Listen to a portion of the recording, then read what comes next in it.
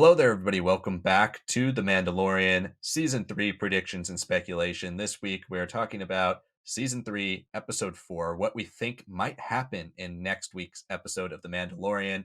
We're going to dive into everything we think will happen, but before we do so, please hit that like button, help us get to 40 likes. That's our goal. And also subscribe to our channel. We are covering The Mandalorian a lot, as well as The Bad Batch Season 2. If you are watching this and you haven't been voting in our bracket polls, make sure you're voting. We are accepting your brackets as well, so if you would like to send in one of your brackets, we have the link attached to not only this video, but all of the polls. So fill out that bracket, send it in to us, and we will feature it on our bracket recap video. So let's get into The Mandalorian Season 3, Episode 4. It was about 40 minutes of a story that didn't have anything to do in the Mandalorians, but it focused on the New Republic, which gives us a lot of interesting information to talk about. So we can actually split up this video into kind of those two plot points, because I think this episode episode 3 revealed that the storyline between the New Republic and the Empire is still very much so present in this show. Even if we are focusing on Mandalore, even if we're focusing on Mandalorians, it does seem that the Empire is still the main threat of this season. So let's start there, because that was the predominant part of this episode. We had Dr. Pershing at the end of episode 3. He was being eased by a mind flayer type device to help him relax from his former stresses that were induced by the Empire. And then Elia Kane turns that switch and cranks it all the way up to the max and seemingly erases his memories based on cloning. So we know cloning, which is a major part of the Bad Batch right now, and we've talked about how that finale is going to intersect with episode 5. We know cloning is going to be another major part of this season. What are its implications that could be led towards something like the Grogu plot line? Because we still haven't had a reason for Grogu to be back in this season yet. So there's a lot of things to talk about here with the Dr. Pershing mind wipe. But Sanak, what are your thoughts on the way the New Republic will be kind of used here moving forward throughout the rest of the season? And do you think they'll be a part of episode 4? No, I don't think they'll be a big part of episode 4. We might have some tags at best in this episode because I don't think they just drop that storyline for like 5 or 6 episodes. Because at the end of the day, even looking online, the perception of this episode is like this is a weird filler thing, and it was from like a totally different show. People are calling this the Mandalorian. It's that complaint that people are getting from Book of Boba Fett with Mando hijacking that show. But I don't think this was the same degree because Mando's entire episode 5 in the Book of Boba Fett, there's nothing with Boba. He's not even in it. Episode 6, Boba's only in it for like 2 seconds and it's a Luke episode and all that. But it's not the same thing when we still have an amazing opening dogfight. We put Bo-Katan past their gloomy, fanciful posing on her throne. That's all gone. Her home world castle is destroyed. Now she's with the children of the Watch. She's staring at that mythosaur skull, and she's been asking about the mythosaur. So it's like, well, no, we've had plenty of development here. It just isn't like a bombastic, huge story implicated episode for them yet. And I think that's something they'll be saved for later, and something we'll touch on more in that our second part of the predictions here. But what this part of the storyline does for me is that we have Penn Pershing, we have Elia Kane. They are both in some way getting connected back to Gideon. And I think Elia Kane, even though we didn't really have much of a personality from her in Mando season 2, the way she was set up in the story to be that very uneasy presence, she's having fun, but she's trying to help. That sort of distress that we're kind of built in with and having that payoff. Great, wonderful. I don't think Pershing is gone. I think he is temporarily silenced, but I don't think he loses his capabilities and knowledge of cloning. I think he loses his awareness of working with the Gideon, well, with those experiments on Navarro. I think that's kind of where his position is there. So yeah, maybe he is knocked out a little bit, and we follow mostly Elia Kane, but not in the next episode. Those at best, I feel like it'll be tags with her potentially visiting Moff Gideon somehow that is escaped or has some contact in between to help out. That's where I think all this New Republic stuff is going. I still think we see Coruscant, just not with our Bo-Katan or not with our Mandalorian and Din Djarin. So I think that's where we are, because this next episode feels like bombastic Mandalorian action is about to happen in the mass. Yeah, I tend to agree with you. I do think by setting this storyline up in episode 3, if we want to compare it to other seasons of The Mandalorian, episode 3 of season 2 set up Bo-Katan, which has become not only a big part of season 2, but a huge part of season 3. And Bo-Katan is now like the co lead of the show. So by having these characters in the third episode, we're basically saying they are here to stay and they're not just going to be a blip, a one episode thing. And whether you like that or not, the show has always featured New Republic elements in it. Personally, we've talked about this in a lot of our predictions videos. We think that the New Republic elements, the Luke stuff, the Ahsoka stuff, all the cameos, that stuff might not be as prevalent, or at least the Force side of the New Republic is not going to be as prevalent in this show as it's been in the past. But I think what we are doing is splitting up what the Rangers of the New Republic was with Carson Teva as one of its leads. He has been in the trailer multiple times. We're going to have him come back and maybe be a part of some type of investigation that is about Moff Gideon and about what Elia Kane does ultimately do and who she is ultimately working for. I mean, Gideon, I mean, for as much as we've talked about Thrawn and as much as we think that Heir to the Empire is the basis for a lot of what is going to happen in season 3 and 4 of The Mandalorian, as well as Ahsoka and whatever happens here in the future. Thrawn has only been name dropped in one episode, and there's nothing really about what Thrawn is doing. I don't think we see Thrawn in this show other than possibly a cameo. And I think it could be a speaking cameo. It could be Thrawn's back, Thrawn's eyes, somebody standing far away looking at art. It could be all of those things, but the villain we've set up for the Mandalorian, the one who the Mandalorians have a beef with, and the one who does not like the Mandalorians is Moff Gideon. So I do think he is coming back at some point. We've mentioned him in almost every episode of this season, and we still have no idea what is actually going on with him because every person has a different story. Is he hooked up to a mind flayer? Did they send him off somewhere? Is he in a prison somewhere? Nobody really knows. And I think Elia Kane's reappearance is going to kind of be a part of the strings that are being pulled here. And we already saw him do a like Loki and Avengers 1 type thing in the Mandalorian season 2 finale, where he let himself kind of get defeated and caught.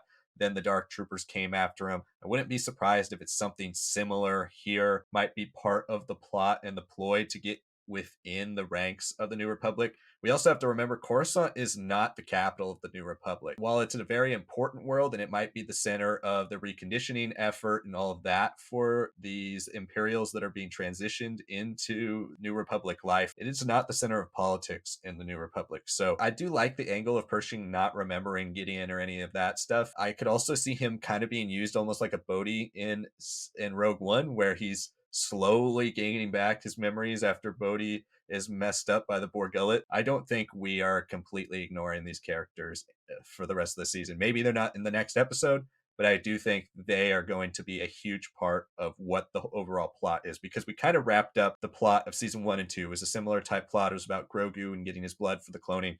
This is reintroducing the cloning plot, and it's going to set us forward to the major plot of The Mandalorian that I think is going to be the centerpiece of the villain side of the story for Mandalorian season 3, but also Mando season 4. We really haven't had a season 3 villain and shown up yet, so I think all that stuff is coming back. But let's talk about Din and Bo-Katan because, like you mentioned, we had a great dogfight with them at the beginning. One of the best dogfights we've seen in Star Wars since Rogue One, and probably the best one in Star Wars TV.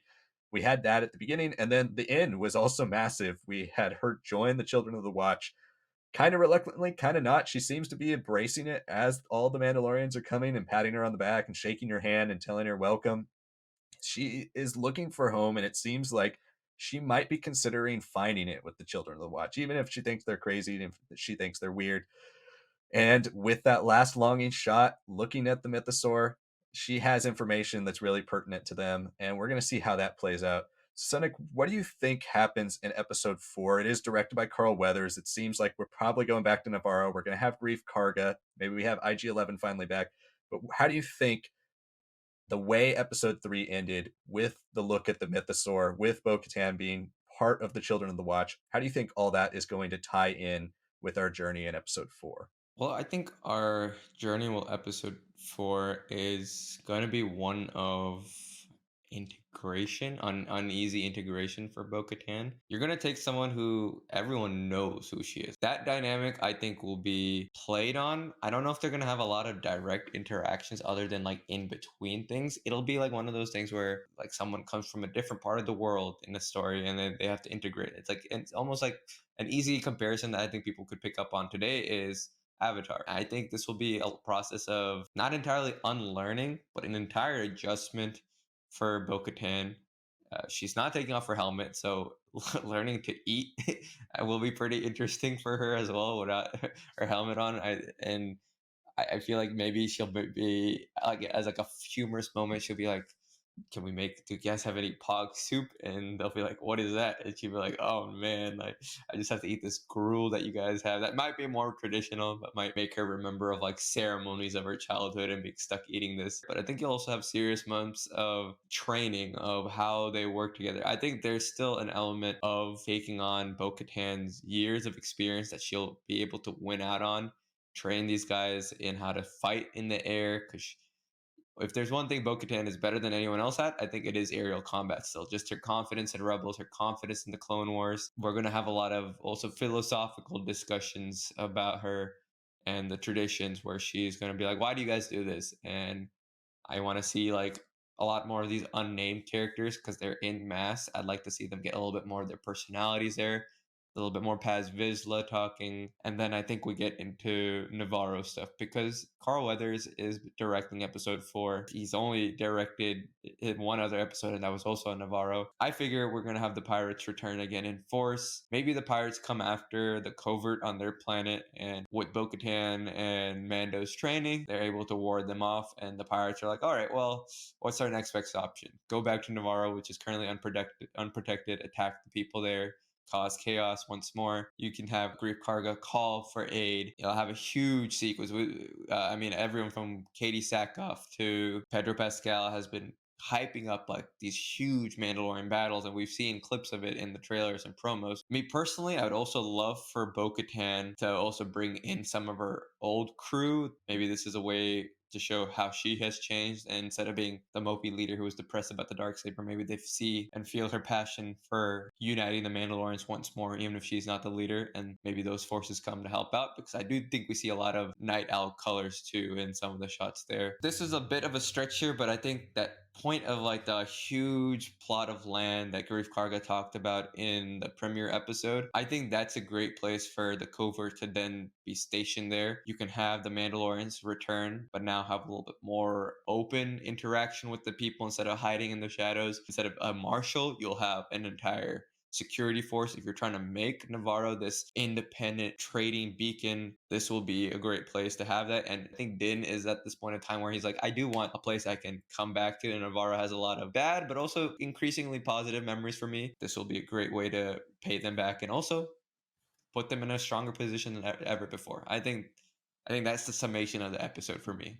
Yeah, those are some really cool, strong ideas. I think it is mission oriented. The reason they are called back to Navarro at this point, he doesn't need IG-11, so we're still hung on that whole plot point of is IG-11 even coming back? I mean, I feel like you don't really introduce IG-11 to not bring him back. Right now, we haven't seen Din make any more progress toward getting the part, unless maybe the Anzellans have found a part or Grief Karga's come into possession of a part and he calls Mando back. You can come pick up your droid because it's done. It's ready now. We can get back that way, but that would be cool if the pirates do return. If there is an all-out war on Navarro, I think that's another great reason why Grief Karga could call Din, and that's another reason why they need reinforcements. And we've seen a lot of shots of the Mandalorians dropping out of Bo's ship. So what better place to start than there? We could see Bo-Katan start her journey towards maybe a leadership role in the Children of the Watch. Bo-Katan really hasn't been a part of anything post Clone Wars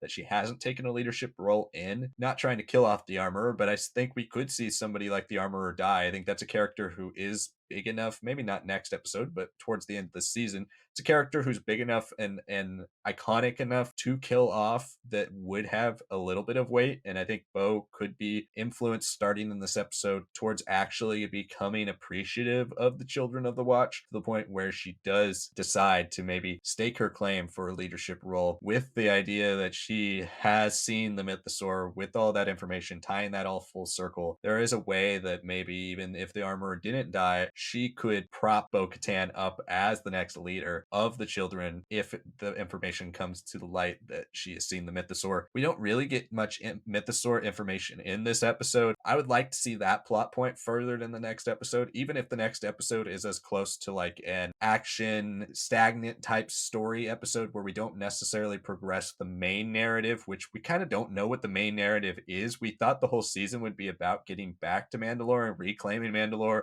bathing in the waters. That has already happened in the first 2 episodes. If nothing else, I think it should help us define what the main narrative of this season is, what's the central story, and whether that is with an actual conflict between Empire and Mandalorians, which is what I think it ultimately will come down to. Whether that started in the next episode or not, I think the main crux of this season is the power struggle between Din and Bo. And I think with this episode, we could start to show Bo gaining favor with the Children of the Watch, Din's brothers and sisters, the people who he's grown up with. And even though he's got the Darksaber, like I mentioned last week, the Darksaber is more of an emblem of the rest of the Mandalorians. It's not really an emblem or an icon that means a lot to the Children of the Watch, or we have not yet seen them actually care about him having the Darksaber. When he shows it to the armorer, she's like, oh yeah, this. And she tells him the story, but it doesn't actually gain him any status amongst them. So the mythosaurs reveal, and since Bo is the only one who's seen it, it seems like the show is pushing us more towards the idea that Bo could end up being the next Mandalore. That's going to conclude our predictions and speculation for The Mandalorian Season 3, Episode 4. Thank you so much for watching. Again, if you have not liked the video, please do so. It really helps us out. And subscribe to our channel for more Mandalorian coverage. We already reviewed Episode 3, so if you have not checked that out, make sure you check that review out. Again, voting in the polls. If you haven't, that is going to be ending today, so make sure you're voting. And you can send in your brackets up until Saturday night. Make sure you're sending in your brackets for us to feature on our video. Also, check out our Jedi Fallen Order live streams. We're going live tonight as well. We will be answering all your questions live in a live Q&A format, so make sure you tune into that. Thank you so much for watching, and we'll see y'all next time.